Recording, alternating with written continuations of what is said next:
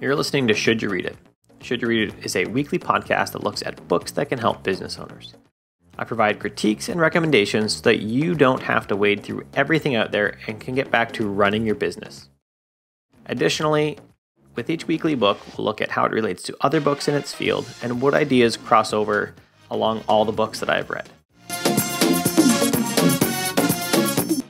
In episode 1, we're going to look at Badass Your Brand by Pia Silva, which is a book about standing out from the crowd and having a badass brand like the title says.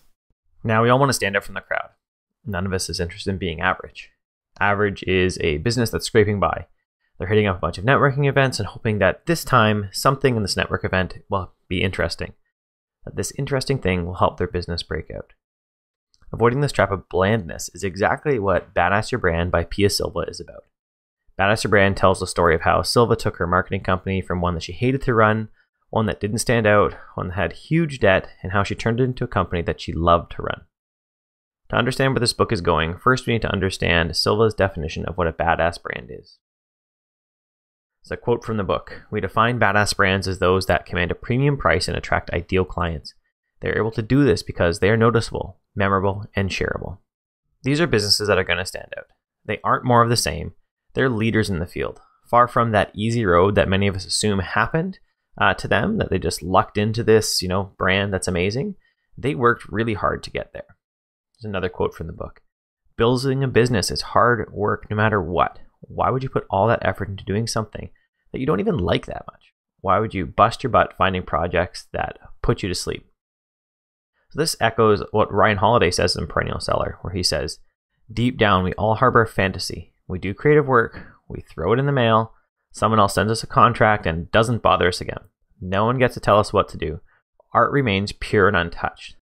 That is an ideal fantasy world. If you expect that is what's going to happen to you to make your business amazing, just shut down. Don't even start, because it's not. You're going to have to work hard to get any semblance of success in the dream that you have. Silva also calls businesses to specialize as a way to stand out. She says that you can quickly become an expert if you specialize.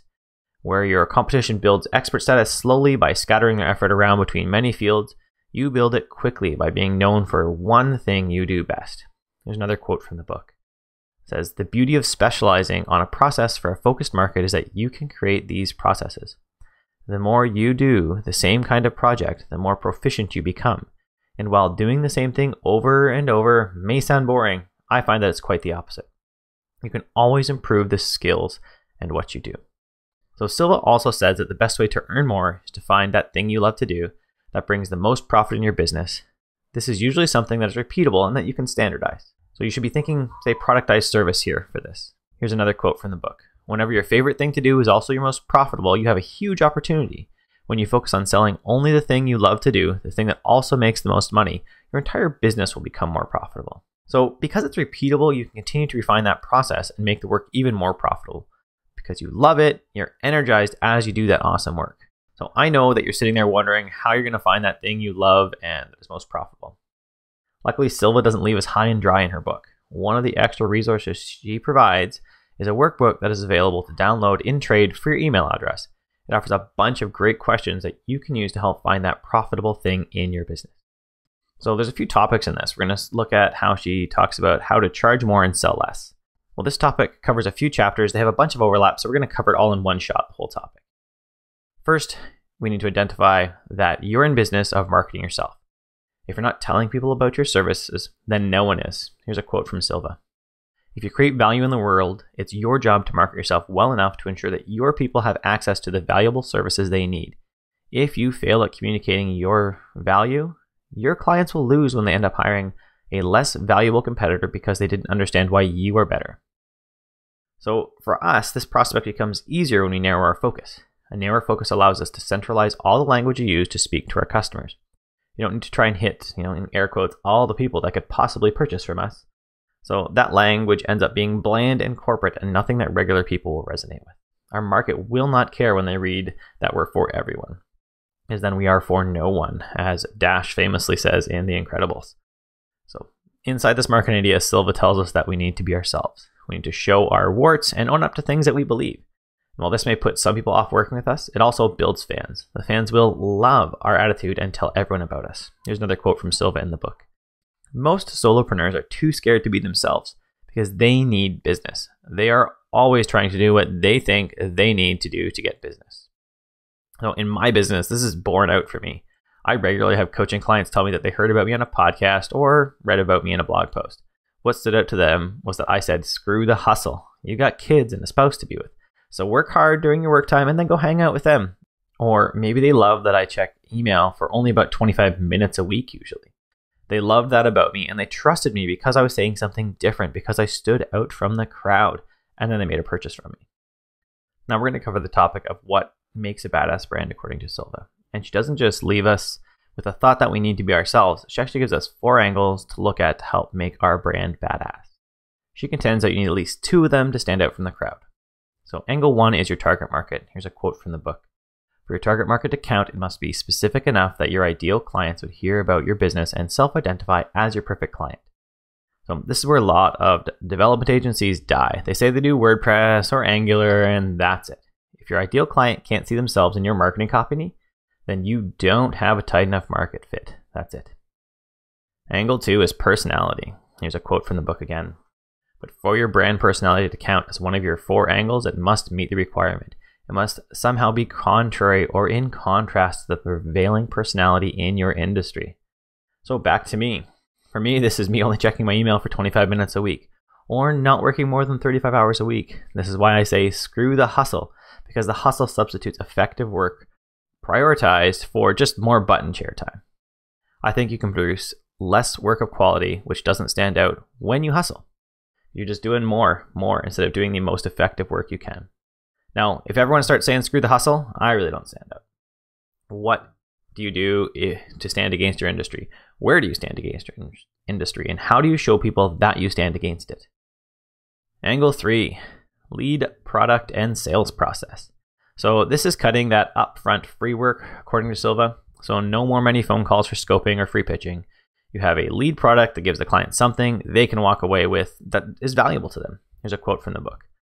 Lead products demonstrate that your time and expertise are valuable, even during the evaluation phase.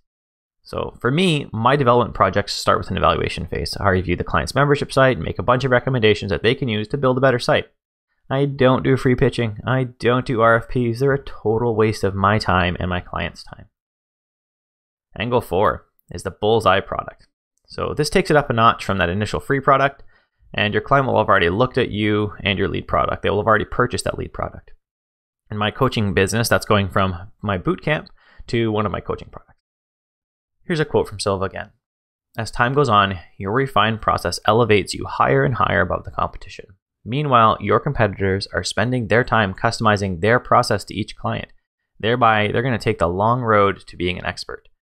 They too learn from every project, but each one is so different it takes a lot longer to get clear on what works and what doesn't. So for us, for you, by sticking to the same process for your bullseye product, you can continue to get better at it with less effort. You can provide more value to your customers because you know their industry so much better as you work with many people in it. And for you, you can keep refining that process. You can keep nailing it down and automating it. Now we're going to look at how Silva talks about pricing and how you figure it out. We'll start with a quote from the book. We value freedom over our time above all else. We work for ourselves because we don't want a boss, and that includes being a slave to our clients. So Silva has a novel approach here to your pricing. It's not value-based or hourly, and so she suggests that you spend 50% of your time in a month on client work, 25% on brand building, and 25% on whatever you want. We break that up into a standard 4 weeks according to Silva. That would be 2 weeks on client work, a week on branding and marketing, and then a week doing whatever you want. Now you can change it up by, say, skipping the week off and building it into a few months off at the end of the year and using that to travel all around the world or do whatever you want. With her model, you price your services so that if you fill those 2 weeks with work, you don't need to worry about other weeks. If you need to make $10,000 a month and you can do only one project a week, you price your work at $5,000. So if you do it for 2 weeks, you make $10,000. The third week, you do your marketing, and the fourth week, you do whatever you want because you're not working. Silva finishes off the book by talking about my favorite word, no. Instead of taking every project and opportunity that comes your way, You decide the type of things you want to do and you stick with them. Here's a quote from the book. By accepting everything that came our way, we were keeping our agency generic and stifling our ability to grow our brand's reputation. So that means instead of spreading your influence all around, you build it up quickly by working in one field. You become known for that single thing that you do best. As you become more known, you only say yes to those clients that meet an ever-narrowing set of rules. Here's another quote from the book. There are plenty of service-based businesses in need of our brand ups, and we know that we can crush it every time. The value of what we are selling is highest for those types of clients, so that's what we do. And that's the main point of saying no in the first place, to create time for the clients that you love, to work with the client for whom you can do your best work. So if you're working with clients that allow you to do your best work, then you can provide them the most value. If you can provide them with the most value, you can also charge them the most for your services. When I give similar advice to people, they now ask how they pay bills as they build momentum. This is going to be a bit of a lull for a bit.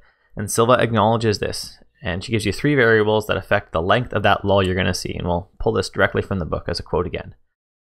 The length of the lull depends 1, on the effort you put into educating your world on your niche, 2, your prices, and 3, your confidence level. Passively hoping clients will find you is not productive. This echoes really tight with a sentence that I have that hope is not a strategy. Hope is hope. It's not a strategy. It's not going to get you anywhere. You need to put effort into educating your niche about your services. No one will know you exist and hire you if you do not put effort into it. If you price way outside your niche's expectations to start, it's going to be a long, slow build. If you're waffling around on the value you provide, people will not trust you. They'll read it in your voice.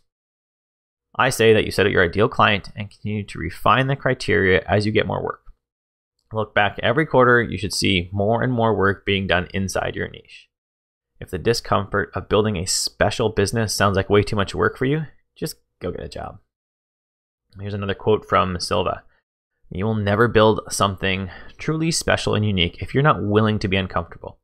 You have to be able to laugh at people telling you you're doing it wrong, and instead do what you know is great and valuable. So back to me. So without risk, you're not going to build something valuable. You're not going to build something worthwhile. If we're easy to build something that people looked up to, everyone would do it. There'd be businesses everywhere like that. And you know what? That'd be average again. So I'm going to go back to Silva again. But every time it feels hard, or every time you want to quit, go back to the same old way you've been doing things. Remember this. If you're building a badass brand or easy, everyone would be doing it and you'd have a lot more competition. So as always in this show, as always, this is possibly the first episode for you. The big question is, should I read it? So as I read Badass Your Brand, super excited about it. I was changing parts of my business, and I am changing parts of my business based on the material and how I offer them based on this feedback in the book. That being said, I feel like I have to recommend the book with a bit of a reservation. So like many books today, there is a push in the book to sign up for Pia Silva's email list to get the workbook. Then you'll find out about this webinar. Since you're excited like me, you're going to sign up for the webinar just like I did. But that's stupid because the webinar is only going to recap chapter 1 and 2 in 20 minutes. Then Silva is going to pitch you for 20 more minutes. It's a pretty standard internet marketing crap here. All the benefits you get on top of the course so that you're really getting double the ticket price if you purchase right now. But she won't tell you that price until the end of the 20-minute pitch. And she's going to keep reinforcing, oh, wait till the end. You got to listen to the end because there's this other PDF document I'm going to give you that, we normally charge another $1,500 for. And it's going to be free if you just wait till the end. If you're me, you'll sigh, and then you won't purchase. But the next day, you'll take a look again at the site and realize it's $500 less on the site right now. So you would have wasted $500 if you purchased during the webinar. One of the keys in Badass Your Brand is what's normal in your industry and what do you stand against. For me, it's this crap. At the very least, I wasted 40 to 60 minutes of my time to a sales pitch. At worst, the whole hour was a waste because I read the book already. I had already finished it, done all the work, and I knew everything she said. So, for me, if you ever catch me doing this crap in my business, fly out to Chilliwack, smack me in the head until I promise I will never do it again. Webinars are fine. I do them. It's a total lack of respect for the value in people's time that I can't stand, which is what Silva did. She just didn't respect our time. So now, should you read the book? Yeah, read the book. You even should sign up for your email list and get the book. But don't waste your time on the webinar. She's wasting it. She's stealing your time. If you're ready to invest $900 to $1,500, depending on which pricing you happen to get, then find out where you get the best price and invest in the webinar so that you can see about the course and purchase it. That's it. Otherwise, produce something awesome with your hour instead of listening to a 40-minute pitch. If you're interested in buying Badass Your Brand, flip down to the show notes and I'll have a link to it on Amazon there. Thanks for listening to Should You Read It? To support the show, you can leave me a review in iTunes or heart or a star in whatever podcast player you use. These help more people find the show. If you want to get more reading done, you should also look at an Audible membership. If you get one using curtismchale.ca/recommends/audible, that will support the production of the show financially. Join us in our next episode where we look at Do the Work by Stephen Pressfield.